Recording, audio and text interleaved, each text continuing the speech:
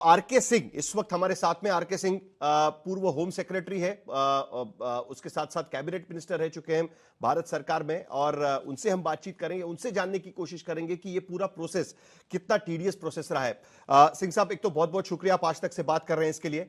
सवाल सबसे पहला मेरा यही रहेगा, 2013 में, मई 2013 में अबू जुंदाल ज़बीउद्दीन अंसारी सऊदी अरेबिया से भारत लाया गया था। इसी मुंबई के टेरर अटैक का एक मुख्य आरोपी, हैंडलर, उस वक्त कराची के रूम में जो कंट्रोल रूम था वहां पर वो मौजूद था, और उसके साथ साथ अब 16-17 साल बाद और 2013 के कम से कम 12 साल बाद यहां पर तहव्वुर हुसैन राणा भारत पहुंचते हैं।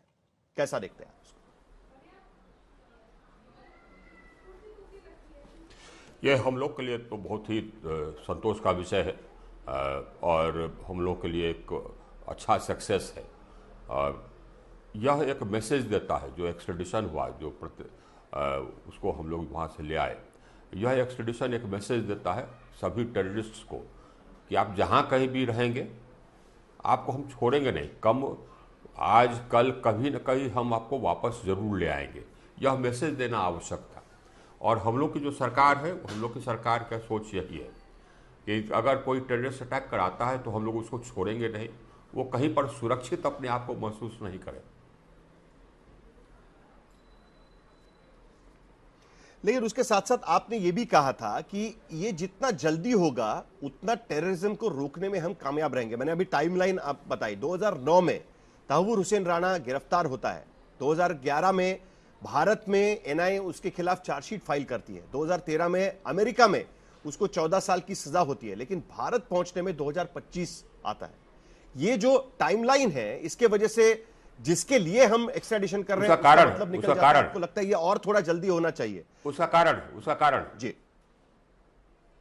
उसका कारण यह है कि ये राणा, तहव्वुर हुसैन राणा और हेडली दोनों पर दूसरे देशों में भी टेररिज्म करने का आरोप था, और उस आरोप में उनके खिलाफ, उसके खिलाफ और हेडली के खिलाफ अमेरिका में ट्रायल चला।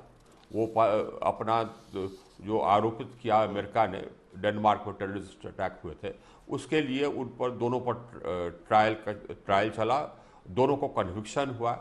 और जबकि जेल में रहता है, अगर सज़ा काट रहा होता है तो उस समय आप एक्स्ट्राडिशन नहीं ले सकते हैं। जबकि सज़ा उसका पूरा हो गया, बाहर निकला, तो पुनः एक्स्ट्राडिशन का प्रोसेस शुरू हुआ, और वो एक्स्ट्राडिशन का प्रोसेस अब चलता। और लेकिन हमारे प्रधानमंत्री जी ने ट्रंप से मुलाकात के दौरान इसकी चर्चा की थी, और ट्रंप ने कहा था कि इसको हम लोग एक्सपेडाइट करावेंगे, और उसी का नतीजा है कि हम लोग को ये राणा अभी मिल रहा है। एक्स्ट्रेडिशन प्रोसेस लेंथी होता है, वहाँ के कोर्ट्स होते हैं, उसमें फिर आपको सबूत पेश करना रहता है कि किस ग्राउंड पर आप उसका एक्स्ट्रेडिशन चाहते हैं, क्या एविडेंस है, और फिर वो कोर्ट कन्विंस होता है, तब वो परमिट करता है एक्स्ट्रेडिशन। और जो वहाँ की सरकार है उसका भी परमिशन चाहिए, पहले उस सरकार का परमिशन रहता है, फिर कोर्ट अपना अनुमति देती है, उसके बाद फिर अपील वगैरह हो सकता है, जैसे इस मामले में भी हुआ। ये तहव्वुर राणा जी सुप्रीम कोर्ट तक गए। ये जो लीगल प्रोसीडिंग्स हैं उसमें टाइम लगता है, हमारे देश में भी लीगल प्रोसीडिंग्स में टाइम लगता है, लेकिन ये प्रोसीडिंग शुरू हुआ तब जबकि राणा ने अपने प्रीवियस कन्विक्शन, जो दूसरे टेररिस्ट अटैक में जो कन्विक्शन हुआ था, जो सजा हुई थी, उस सजा को काट करके बाहर निकले, उसके बाद एक्स्ट्रेडिशन का प्रोसेस शुरू हुआ।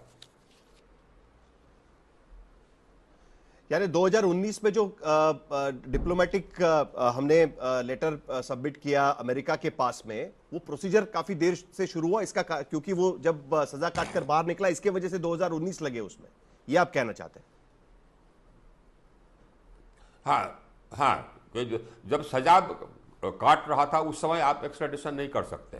उस समय तो एक दूसरे क्राइम का, दूसरे टेररिस्ट अटैक का वो सजा काट रहा था, उस समय आप नहीं कर सकते।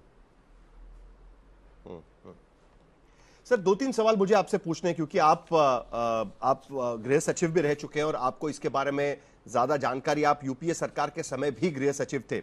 2-3 चीजें आपसे जाननी है, क्योंकि जब टेरर अटैक हुए थे तब मुंबई पुलिस ने जो पहली चार्जशीट फाइल की थी उसमें डेविड कोलमन हेडली या फिर तहव्वुर हुसैन राणा का नाम नहीं था। जो लॉजिस्टिकल सपोर्ट या फिर नक्शे या कोऑर्डिनेट्स देने की बात थी, उसके लिए कुछ और आरोपियों के खिलाफ मुंबई पुलिस ने चार्जशीट फाइल की थी, जिनको अदालत ने बाइज्जत बरी कर दिया। डेविड कोल्डमैन हेडली का नाम 2009 में पता चला और उस वक्त यह पता चला कि दरअसल अमेरिका को इसके बारे में पहले से जानकारी थी। वो डबल एजेंट के तौर पर काम कर रहा था और डेविड कोल्डमैन हेडली का सहयोगी के तौर पर तहव्वुर हुसैन राणा भारत आकर उसे लॉजिस्टिकल सपोर्ट दे रहा था। क्या आपको लगता है कि अमेरिका ने उस वक्त भारत को जानकारी ठीक से नहीं दी और इसी के वजह से तहव्वुर हुसैन राणा हो या डेविड कोल्डमैन हेडली हो, वो हमारे गिरफ्त से बाहर रहे, जबकि हमले के बाद भी वो भारत आ चुके थे? क्या आपके पास इसके बारे में कोई जानकारी? हमले के बाद तो भारत नहीं आए थे, हमले के पहले भारत आए थे और कई बार आए थे, राणा भी और हेडली भी, और आकर के यहाँ पर सर्वे किए जो कहाँ पर टेररिस्ट अटैक होगा, कहाँ पर टेररिस्ट अटैक होगा। इसका निर्णय तो पाकिस्तान में जो वहाँ की जो आर्मी और आईएसआई है वो तो तय कर चुका था और उसका रेकी करने के लिए ये लोग आए थे। और इसकी ये बात सही है कि हेडली डबल एजेंट था। वो अमेरिका का एक डीईए है, ड्रग एनफोर्समेंट एजेंसी, उसका भी एजेंट था और उसी के दौरान वो आईएसआई का भी काम कर रहा था। और हमारा अनुमान है कि ये जो अमेरिकन एजेंसी है जो कि हेडली को रन कर रही थी, उसको जानकारी थी कि ये आईएसआई के लिए भी काम करता है। ये हमारा असेसमेंट है, लेकिन असेसमेंट ही है। और ये रिपोर्ट है कि ताजमहल होटल पर अटैक होगा, इसकी सूचना हेडली की जो तत्कालीन पत्नी थी उसने दिया था वहाँ पर ये अमेरिकन एजेंसीज को। वो कन्वे हुए कि नहीं ये स्पष्ट नहीं है। एक और हुआ था कि जबकि ये टेररिस्ट आ रहे थे, कराची से आ रहे थे नाव के द्वारा इधर, तो जो वो अपने कंट्रोल रूम से, नियंत्रण कक्ष से जो बातचीत कर रहे थे, उससे भी सूचना प्राप्त हुई कि हाँ ये यहाँ टेरर अटैक होने वाला है। इसकी सूचना रॉ को थी, ये जो हमको जानकारी, इसकी सूचना रॉ को हुई थी। रॉ ने किसको पास ऑन किया ये जांच करने की जरूरत है। एक और एक चीज इंपॉर्टेंट है, जीके पिल्लई जो पूर्व सचिव है, उन्होंने ये बात कही है कि तहव्वुर हुसैन राणा तो छोटा आदमी है, दरअसल मुख्य आरोपी इसमें डेविड कोल्डमैन हेडली था, क्योंकि उसने सारे कोऑर्डिनेट्स बताए। उसने बताया कि खबाद हाउस पे हमला हो सकता है, वो जू इंस्टॉलेशन है, वहां पर जाकर हमला किया जा सकता है। तहव्वुर हुसैन राणा सिर्फ उसे एक लॉजिस्टिकल सपोर्ट दे रहा था, एक तरीके से कि भाई ये जो तो शेल्टर दे रहा था या घर मुहैया करा रहा था। तो क्या ये मान के चले कि जो मुख्य आरोपी है वो तो वहां पर ये कहकर रुक गया, उसको सजा नहीं हो पा रही है क्योंकि उसने कहा कि मैं तो मदद कर रहा हूं एजेंसीज को, और इसके लिए उसको छोड़ दिया गया है एक तरीके से, और तहव्वुर हुसैन राणा को भारत भेज दिया गया? पहली बात तो ये सब है कि हेडली को छोड़ नहीं दिया गया। हेडली वहां सजा काट रहा है अमेरिका में एक दूसरे टेररिस्ट क्राइम के लिए, और वो सजा 35 साल की है। हमको तो पहले जानकारी थी कि उससे ज्यादा की सजा है, इसको चेक करने की जरूरत है, लेकिन 35 साल की सजा का कंफर्मेशन है। तो हेडली वहां सजा काट रहा है। अच्छा, हेडली इस टेरर अटैक का मुख्य जो एक्टर है, मेन एक्टर नहीं है। वो सर्वे किया, उसने ये उसका जो रेकी होता है, उसको अंग्रेजी में रेकी कहते हैं, रेकी किया। इसका जो मुख्य सूत्रधार है वो तो पाकिस्तानी डीप स्टेट है। पाकिस्तान में जो असल जो सत्ता है वो आर्मी के पास है, और आईएसआई भी आर्मी का ही अंग है। आईएसआई का जो अध्यक्ष होता है वो भी आर्मी का जनरल होता है, और आईएसआई के अधीन एक्सटर्नल इंटेलिजेंस, इंटरनल इंटेलिजेंस दोनों है। ये आईएसआई और आर्मी इन्होंने मिल करके तय किया कि हाँ टेरर अटैक हो, मुंबई में हो। मुंबई में कौन कौन टारगेट्स हो ये भी उन्होंने तय किया। उस टारगेट्स का रेकी करने के लिए हेडली को भेजा गया, और ये राणा हेडली को वहां पर फैसिलिटेशन कर रहा था, वीजा बनवा दे रहा था, टिकट दे रहा था इत्यादि। यहाँ पर कार्यालय खोला ताकि हेडली को आने जाने में आसानी हो और एक बहाना मिल जाए आने जाने का। लेकिन मुख्य जो इसके आरोपी है वो तो पाकिस्तान में है।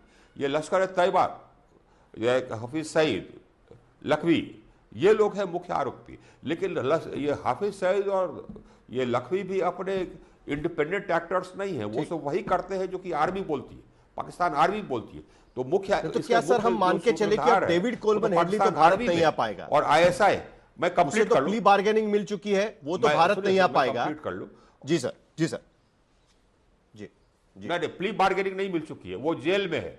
उसको ये जरूर है कि हम गए थे तो उस समय हम लोगों ने ये बात उठाई थी कि उसका एक्सट्रेडिशन हो, तो यूनाइटेड स्टेट्स ने इसमें सहमति नहीं दी हेडली के एक्सट्रेडिशन में। उसका कारण वही रहा होगा, क्योंकि हेडली डबल एजेंट था, तो अगर हम ले लेते हेडली को तो उसके बाद फिर अमेरिकन एजेंसी से कुछ जानकारियां हमारे पास हो जाती, यही रहा होगा। लेकिन हेडली अभी जेल में है, ये आप जान ले। और जो मुख्य जो इसके सूत्रधार है टेरर अटैक के, वो तो पाकिस्तान में है, और हम लोग दबाव देते रहे हैं पाकिस्तान को कि उनको सजा किया जाए, और पाकिस्तान कुछ कुछ करता भी है। पहले लखवी को जेल में डाला कुछ दिन, उसके बाद फिर छोड़ दिया, फिर डाला, और उसके बाद ये खबर आई है कि फिर छोड़ दिया। इसी तरह से साजिद माजिद, उसको तो जेल में डाला ही नहीं शायद। ये हाफिज सईद को कुछ दिन में रखा है जेल में।